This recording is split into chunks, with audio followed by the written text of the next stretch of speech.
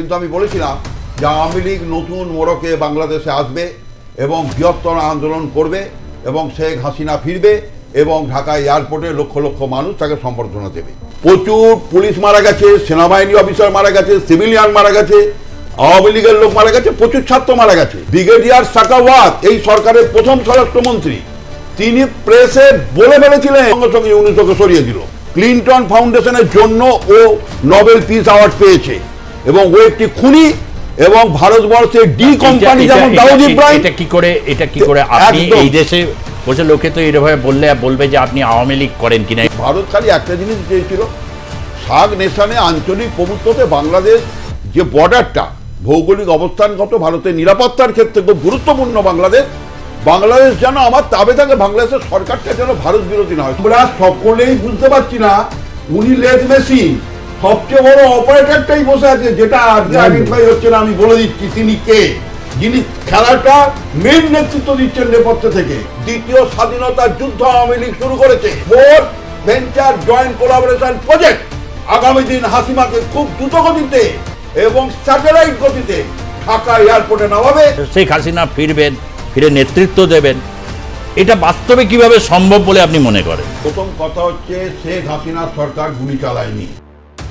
আমি একটু রতন হাতির কাছে জানতে চাইব, আপনি বলেছিলেন শুরুতেই বারবার করে যে নানা রকম কম্বিনেশনে কথা বলেছিলেন, সেইটা রিপিটার করছি না, সেগুলো সব প্লে লিস্টে গেলে এগুলো সবই দেখা যাবে। শুধু পরিস্থিতি হচ্ছে যে আমরা তো একটা মেজারমেন্ট করি, এই যে ঘটনাটা এটা তো কোনো আজ করিনি, কালকে মধ্যরাত থেকে শুরু হয়েছে ঢাকা বিশ্ববিদ্যালয়। কিন্তু শেখ হাসিনাকে পুনঃস্থাপন কিভাবে করা যাবে? যেমন পশ্চিমবঙ্গের রাজনীতিতে আপনি ওয়াকিবহাল, আপনি এই বিষয় নিয়ে বলেন।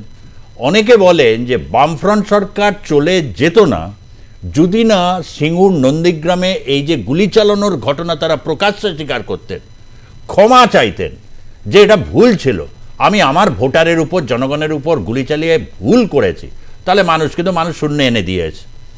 শেখ হাসিনা নিশ্চয়ই বড় পার্টি, সমাজের সর্বস্তরে রয়েছে, তারাও কিন্তু কোনো ভুল স্বীকার করেনি। ফলে যে শেখ হাসিনা ফিরবেন, ফিরে নেতৃত্ব দেবেন, এটা বাস্তবে কিভাবে সম্ভব বলে আপনি মনে করেন? প্রথম কথা হচ্ছে শেখ হাসিনার সরকার গুলি চালায়নি।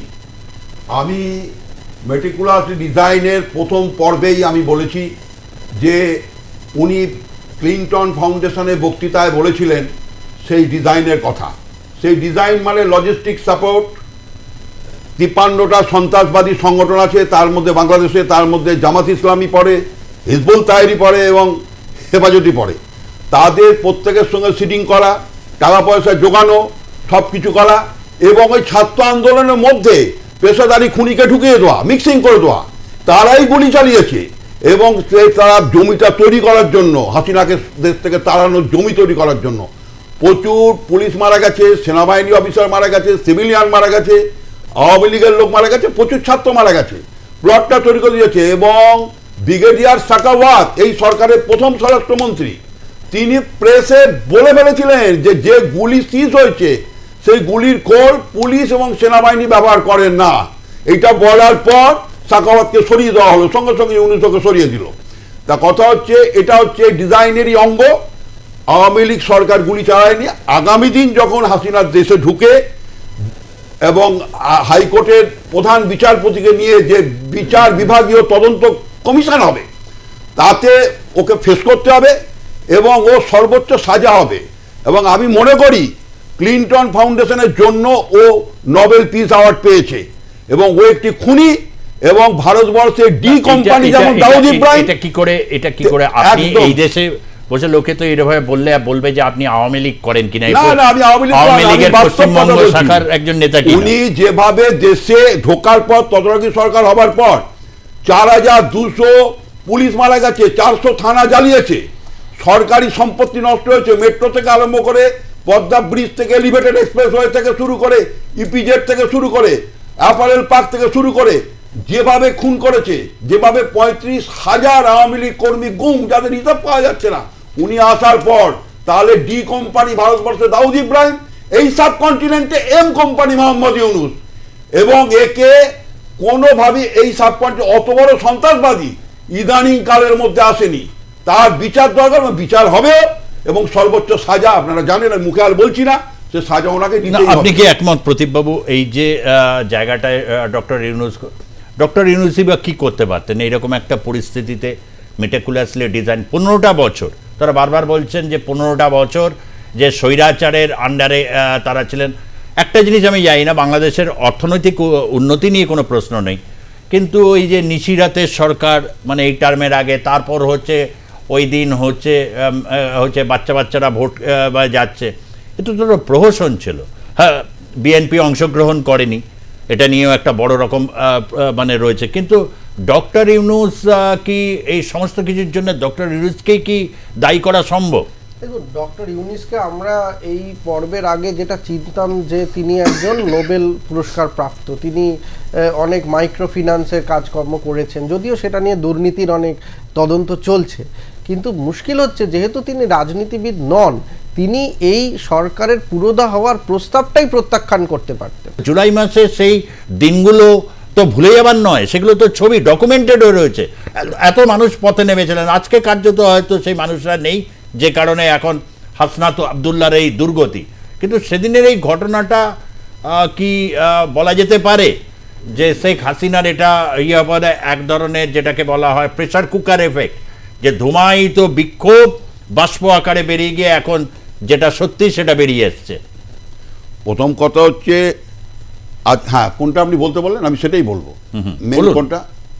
এই যে পরিস্থিতি, যে বুদ্ধিজীবীরা একরকম তারা বলেছিলেন আওয়ামী লীগের ভারত, কিন্তু এখনো তারা অনেকেই বলছেন যে যাই পরিস্থিতি কঠিন হোক, ভারতের ট্র্যাপে বা ভারতকে তারা কোনোভাবেই কিন্তু একটা বড় অংশই ভারত এই স্বাধীন সার্বভৌম গণতান্ত্রিক সমাজতান্ত্রিক ধর্মনিরপেক্ষ স্বাধীন বাংলাদেশ তৈরিতে ভারত যেভাবে তার ডিপ্লোম্যাটিক সাপোর্ট দিয়েছে, অ্যাডমিনিস্ট্রেটিভ সাপোর্ট দিয়েছে, পলিটিক্যাল সাপোর্ট দিয়েছে, ডিফেন্স সাপোর্ট দিয়েছে, তবে বাংলাদেশ আজকে স্বাধীন হয়েছে। না, আমার এই প্রশ্নটা আপনি এক সেকেন্ড প্লিজ একটু, কারণ আমরা অনেকটা পেছনে ফেলেছি। বলছি তো 6 মাস ধরে টানা প্রোগ্রাম করার পর এই যুক্তিগুলো, ডিপ্লোম্যাটিক সাপোর্ট, এগুলো ঠিক আছে, কিন্তু ওখানকার একটা বড় অংশের বক্তব্য হচ্ছে ভারত যা দিয়েছে এত বছরে তার চতুর্গুণ তারা আদায় করেছে। ভারত ওখান থেকে কিছুই নেয়নি। আমি বুঝিয়ে দিচ্ছি, স্বাধীন হবার পর ভারতের লারসেন টুব্রো থেকে শুরু করে,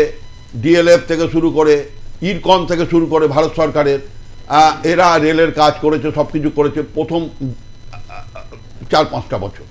তারপরে সমস্ত হাসিনা সরিয়ে সমস্ত চাইনিজ কোম্পানিকে দিয়েছে, BOT, build operate and transfer, এবং সমস্ত চাইনিজ কোম্পানি প্রায় 83 লক্ষ কোটি টাকার বাংলাদেশে এই যে উন্নয়ন হয়েছে, সেটা বিল্ড অপারেট অ্যান্ড ট্রান্সফার সব চাইনিজ কোম্পানি, কোরিয়ান কোম্পানি, কিছু তাইওয়ান কোম্পানি।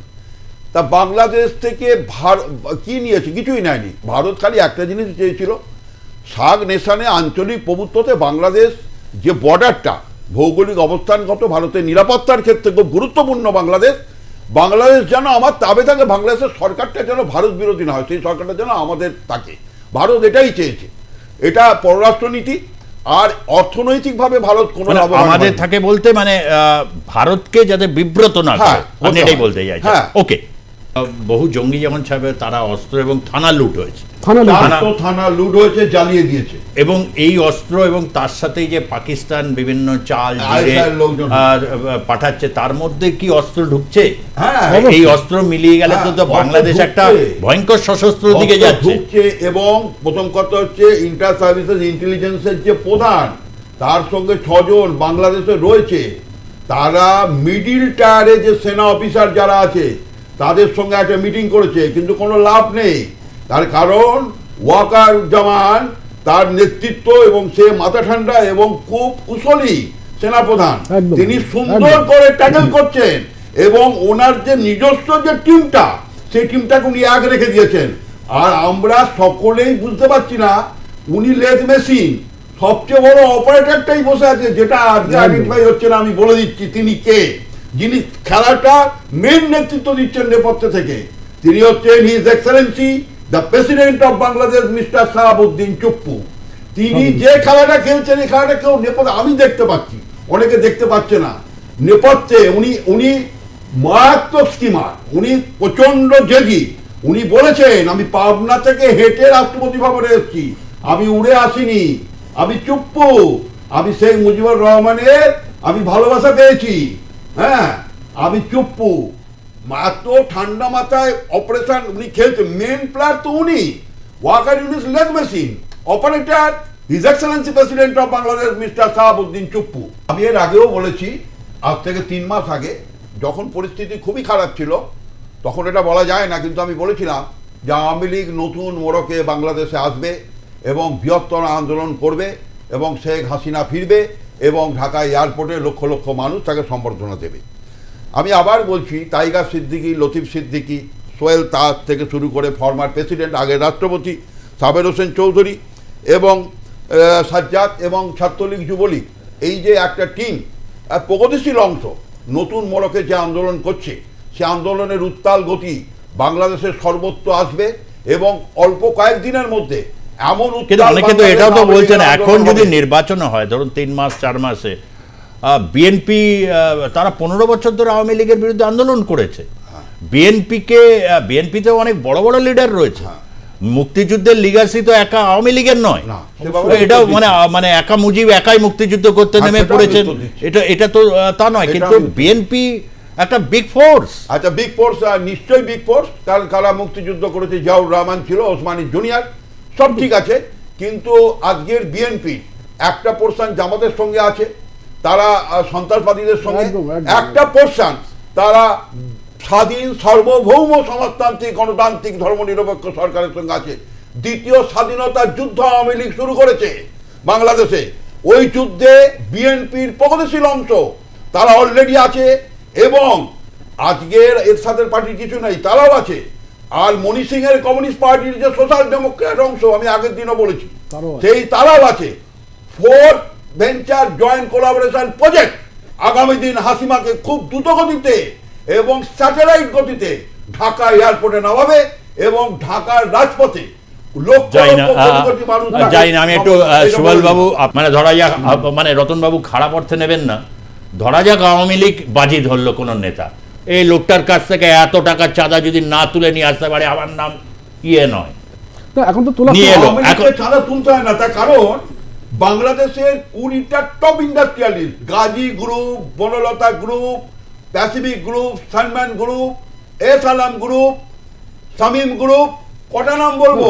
তাহলে না, আপনি নাম বলেন, আপনি নাম বলছেন, আর আমার তখন থেকে আমার মাঝে মধ্যে প্যালপিটেশন শুরু হয়ে যায়, এই কোম্পানিগুলোর উপরে গিয়ে আবার সমন্বয়ক টিম বা তাদের তারা গিয়ে ঝাঁপিয়ে পড়বে। অবশ্য কিন্তু অবশ্য প্রদীপবাবু জেনেও যে অধিকাংশই তো পুরি দিয়েছে অফিস টফিস, ফলে এখন যে গিয়ে চাঁদা চাইবে সেটারও উপায় নেই, তাই তো?